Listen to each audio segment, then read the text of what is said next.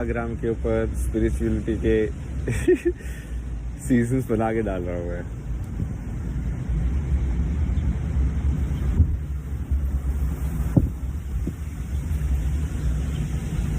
भाई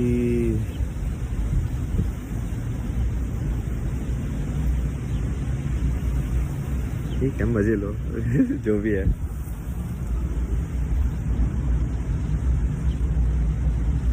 मस्त क्लाउड्स आज, दिन के अंदर भी एक सूरज आता है जाता है, आता है जाता है। ये सही मौसम है।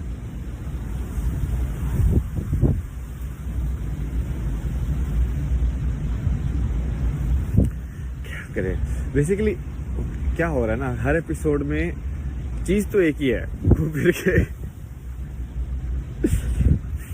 इसका भी मॉडल बना के बनाऊंगा मैं। समझ में आ गया मेरे को इसका मॉडल क्या है।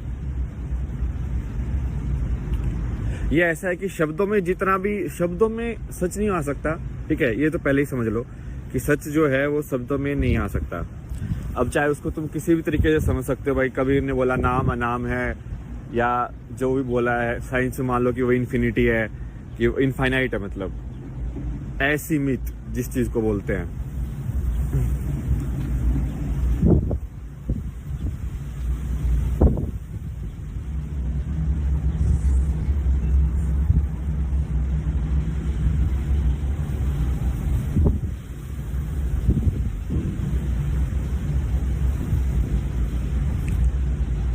तो लड़ गया मेरे को कल।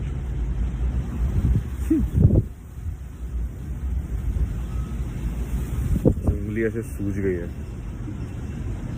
जैसे वो मधुमक्खी वाला होता है ना, ऐसे फूल जाते हैं।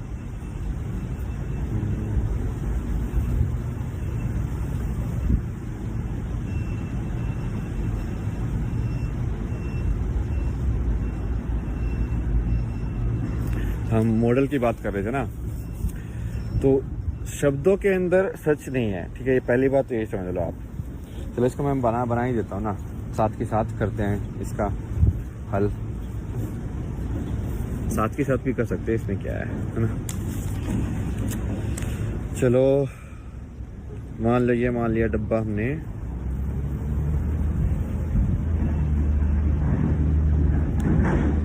शब्दों का।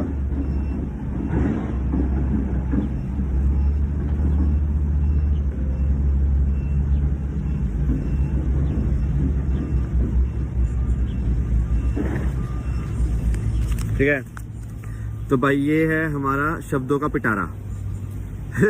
भाषा के अंदर जितने भी शब्द हो सकते हैं, सारी भाषाओं के अंदर ये उसका पिटारा है। उसके अलावा तो कुछ नहीं कम्युनिकेट कर सकते ना, तुम कर सकते हो कि नहीं कर सकते कुछ भी।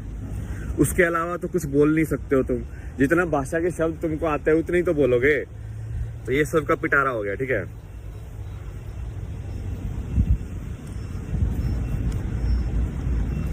अब जितने भी मेरे शब्द हैं सब इसी पिटारे के अंदर है, जितने भी। और माइंड जो है जनरली वो इसको यूज करता है, इस पिटारे का। पर इस पिटारे के अंदर कोई भी कन्वर्सेशन करने का, इस पिटारे के अंदर कोई भी बात करने का फायदा तभी होगा, मतलब उसका एक ही फायदा है कि तुम फाइनली यहाँ पे पहुंच जाओ, जो कि असली सवाल जो है, मतलब इस पिटारे के अंदर तुम कोई भी सवाल पूछोगे मैं जवाब दूंगा, ठीक है, ऐसे एरो बन गई। फिर यहाँ पे तुमने सवाल पूछा तो मैंने जवाब देके उसको इस साइड कर दिया। फिर तुमने सवाल पूछा मैंने जवाब दे दिया, ऐसे हो गया। फिर तुमने सवाल पूछा मैंने जवाब दे दिया। तो आप देख रहे हो ऐसे एरो के हिसाब से कि हम घूम इसी के अंदर रहे हैं, हम घूम इसी पिटारे के अंदर ही रहे हैं। उस टाइम पे भी हम बाहर नहीं निकले हैं क्योंकि सवाल भी पिटारे में था तो जवाब भी पिटारे में ही रहेगा। बट इससे क्या हो सकता है कि तुम घूम घूम के और असली एक क्वेश्चन पे आ जाओ, ये सब साफ हो जाए और एक ही क्वेश्चन बचे फिर बस लास्ट के अंदर। अब उस क्वेश्चन का तरीका बहुत अलग अलग हो सकता है। कोई इंसान हो सकता है कि उसको इस फॉर्म में आए कि फिजिक्स, मान लो कोई साइंटिस्ट है तो वो इस फॉर्म में आ जाए कि सबसे छोटा पार्टिकल कौन सा है, कितना ज्यादा, मतलब एंटिटी तो वही चीज होगी ना, इनडिविजिबल जिसको बोलते हैं। इनडिविजिबल मतलब जिसको तोड़ा ना जा सके। कोई सबसे छोटी इनडिविजिबल एंटिटी कौन सी है यूनिवर्स की। तो यदि उसको तुम डिस्कवर करते रहोगे, माइक्रोस्कोप बनाते रहो, 10 टाइम्स 10x9 टाइम्स जूम कर करके और भाई जैसे जैसे पार्ट ऑब्जर्व करने के तरीके तुमने निकाले हैं, ठीक है, निकालते रहो तो तुम फाइनली कहीं ना कहीं तो पहुंचोगे कंक्लूजन पे ना। तो वो एक कंक्लूजन जो असली सवाल है वो ठीक है, यही सवाल रिलीजन के अंदर गॉड के फॉर्म में भी डाला गया है। तो गॉड का फॉर्म भी वही फॉर्म है कि भाई गॉड मतलब क्या है कि जो हर जगह है, सब कुछ जानता है, सब कुछ कर सकता है, सब मतलब जो सब कुछ वही है बेसिकली, समझ रहे हो। तो वो क्वेश्चन भी वही क्वेश्चन है जो साइंस वाला बंदा पूछ रहा था कि सबसे छोटी चीज कौन सी है जो जिसको तोड़ा नहीं जा सके। तो चूंकि वो छोटी चीज ही तो गॉड हो जाएगी फिर, समझ रहे हो, उस चीज को तोड़ा नहीं जा सकता। तो इसका मतलब सारी चीजें उसी चीज से बनी हुई है, तो वो छोटी चीज गॉड हो गई, वही भगवान हो गया ना।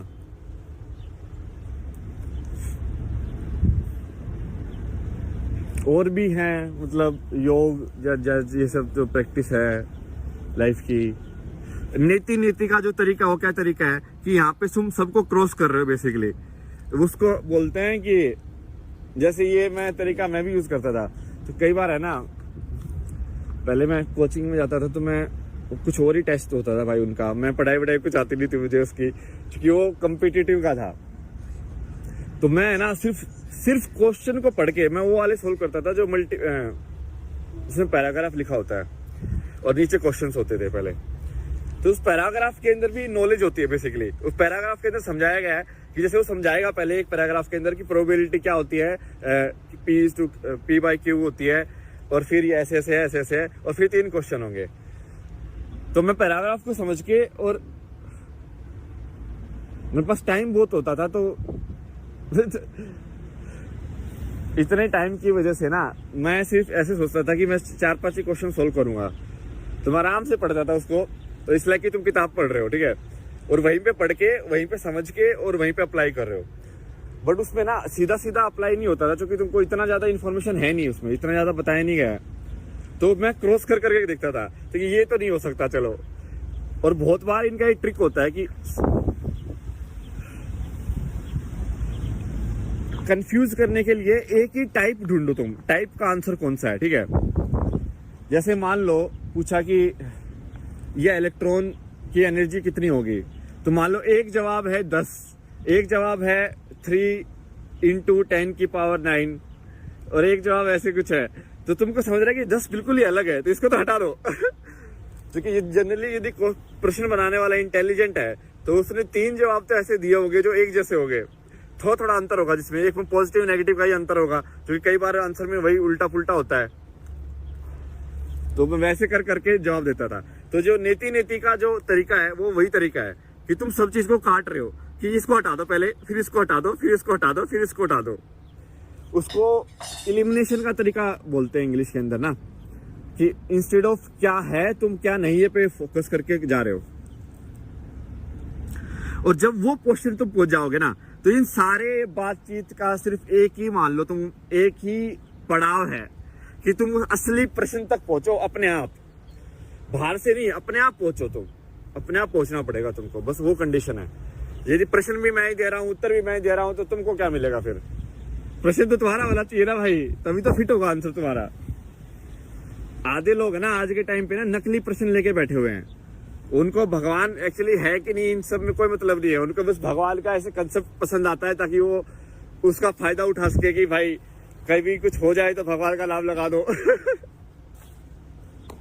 या कभी कुछ लालच आ रहा है, कुछ मांगना है तो भगवान का नाम लगा दो, या तुम्हारे पाप को जस्टिफाई करना है तो भगवान का नाम लगा दो कि हाँ मैं 5% वहां पे दान दे के आता हूँ तो हो गया मेरा कोटा, मैं कुछ भी कर सकता हूँ। यही थोड़ी होता है, मतलब वो तो तुम टाइम पास कर रहे हो। वो तो बेसिकली बस तुम इस डब्बे के अंदर ना अब मछली बन गए हो और तुम इसी के अंदर ही घूमना चाहते हो। तुम चाहते ही इसके अंदर घूमना, तो तुम इस प्रश्न का तुमको मतलब ही नहीं है, मतलब तो वो तो अलग ही जनता है। और एक और डायग्राम मैं तुमको बनाता हूँ इसी के संदर्भ में ना। हो क्या रहा है आज के जमाने में कि ये प्रश्न तक लोग क्यों नहीं पहुंच रहे हैं, ठीक है। ये जो असली प्रश्न है, असली प्रश्न तक कोई क्यों नहीं पहुंच रहा है, ये असली प्रश्न है और फिर ये सत्य है, फिर आप सत्य तक पहुंचोगे। हम सब यहाँ पे घूम रहे हैं, क्यों घूम रहे हैं, क्यों इतना मुश्किल है ये सब? तो उसका जवाब क्या है कि इसके अंदर ये जो आपका जो पिटारा है ना, इस पिटारे के अंदर आपको घुमाया जा रहा है लालच या डर से। तो आपका ये जो आज की जो जैसे आप पूरा जो प्रोग्राम किया गया है, सिस्टम जो हो रहा है, जैसे आज भी एजुकेशन जैसे आपको दी गई, फिर आपको जैसे जॉब का पूरा दिया गया, फिर आपको पूरा फैमिली सिस्टम का जैसे बना हुआ है, वो पूरा है कि आपको इस पिटारे के अंदर ही घुमाया जाए पूरे टाइम। तो वो बनाया ऐसे गया है कि आप पिटारे के अंदर घूमते रहे। तो यदि आप उसमें पूरा इतना विश्वास रख के चलोगे तो आप घूमते ही रहोगे फिर। और फिर उसके अंदर भी ऐसे गेम बना दिए गए हैं, गेम के इस पिटारे के अंदर कौन सबसे तेज दौड़ेगा, इस पिटारे के अंदर कौन सबसे ज्यादा पैसा कमाएगा, इस पिटारे के अंदर कौन सबसे लंबा होगा, इस पिटारे के अंदर कौन सबसे सुंदर दिखेगा, इस पिटारे के अंदर ये ऐसे गेम बना बना के तुमको यहाँ पे टाइम पास कराया जा रहा है पूरे टाइम इसी डब्बे के अंदर। तो और तुम भी ऐसे घूम रहे हो, और गाजर दिखाई जा रही है तुमको सामने ऐसे लटका लटका के, और तुम इसलिए गाजर गाजर गाजर खाऊंगा मैं खाऊंगा उसके चक्कर में जा रहे हो। वो गाजर जो दिखा रहा है ना, वो तुम्हारे ऊपर ही बैठा हुआ है, तुम वही गधे हो जो उस गाजर को देख के भाग रहे हो, और तुम्हारे ऊपर ही बैठ के दिखा रहा है वो, तुम कभी नहीं पकड़ पाओगे। पीछे मुड़ के देखो, खत्म।